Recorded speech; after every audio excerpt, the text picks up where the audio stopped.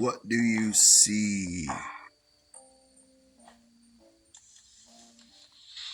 If you could imagine life with 50% of the visual details, putting on pause any anxieties that you have of responsibilities. I know when I think about the big picture, I grasp for my foundational requirements just so that I can make sure that I'm actually still alive.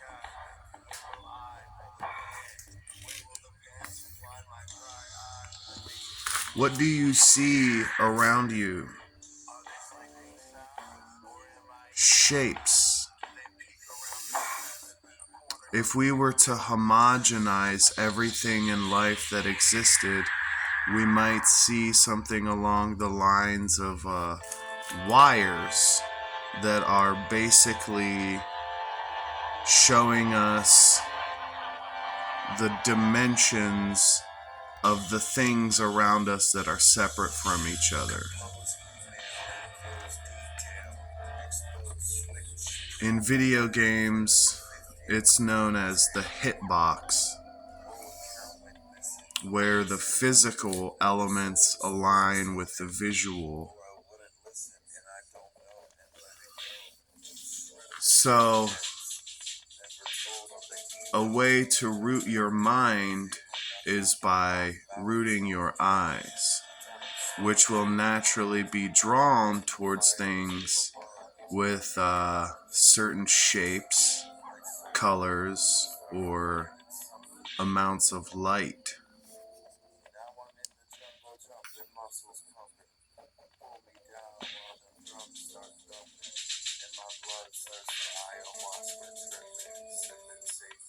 My theory is go as far out as you possibly can until you can see where you were previously, which is now just an image in the landscape.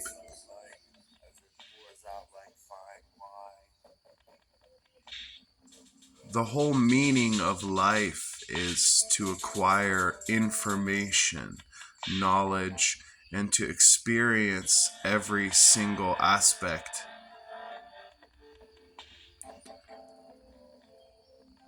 So, by reducing all the details that make individual things what they are, you're able to compartmentalize dimensional aspects of life, including the aspects that your physical eyes have, which we use to see these things. You know, for every amount of straight lines on this grid that you can fit in a shape, there are those same amounts, dimensionally speaking, of straight lines in your eyes.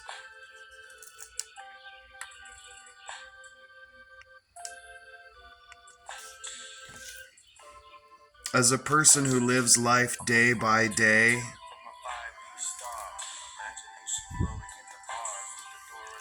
my mind escapes me, myself escapes me, and I find myself drifting in an empty, thoughtless void, and it can be uncomfortable.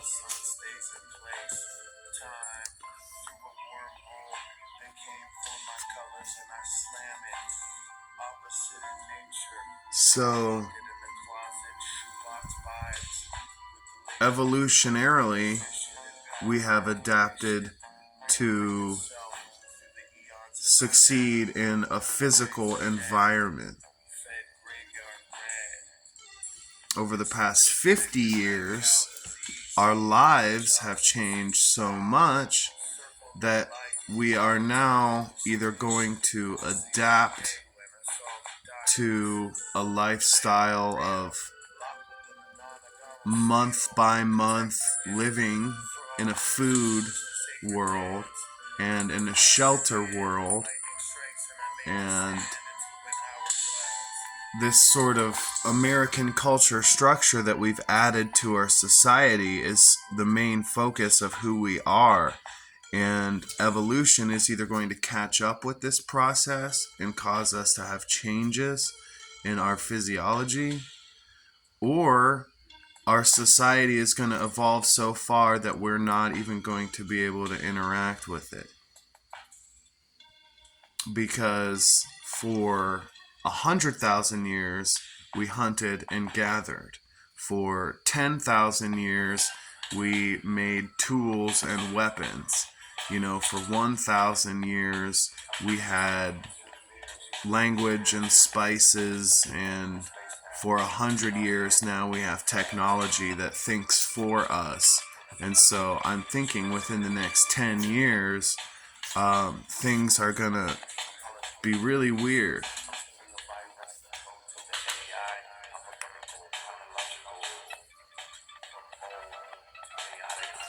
Staying rooted in the visual landscape of existence is important, as well as the auditory landscape. And having the ability to choose what you surround yourself with is amazing. I mean, that means you can create any kind of mindscape within yourself as easily as buying a few things that you want, setting them up in a certain way, and observing. That's all you have to do. Allow what you want to come in, and then echo it back out. Create a feedback loop.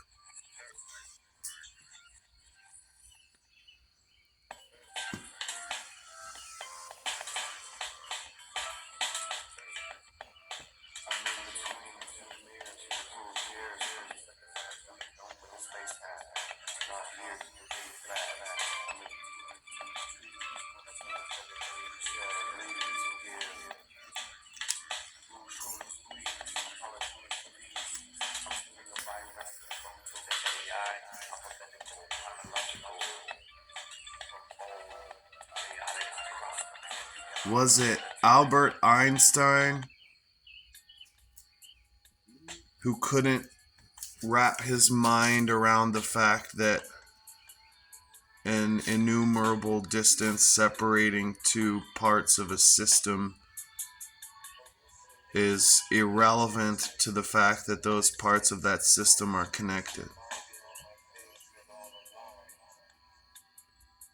See, he didn't see the whole system. He saw two parts of it and how they related to each other.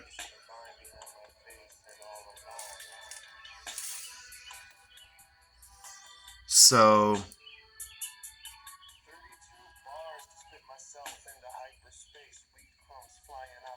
I want to see some evidence of higher dimensional structures.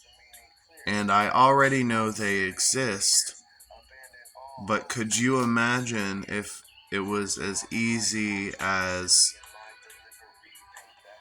smoking some cannabis and putting your mind through the same steps that replicate this?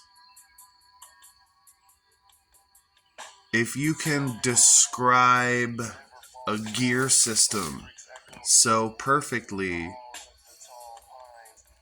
that you're able to actually see a gear, then you have been able to bypass what is essentially, a requirement for a physical need of something in order to trigger your brain into doing this. Because classically, hallucinogens and psychedelics are chemicals that work on your serotonin receptors. And so, if we can trigger hallucinations that are known as machinescapes or geometry landscapes that are so complex that they're able to allow the person experiencing them to have an understanding of hyperdimensional existence, like 5D existence, essentially, and can replicate it without the necessity of having that brain chemistry, you know, it would be very beneficial.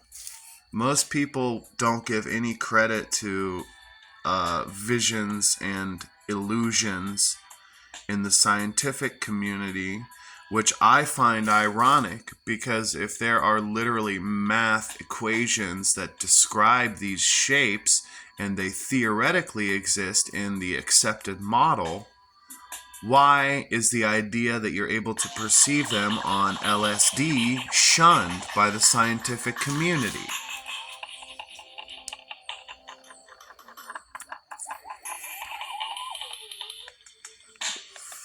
High levels of marijuana make me hallucinate.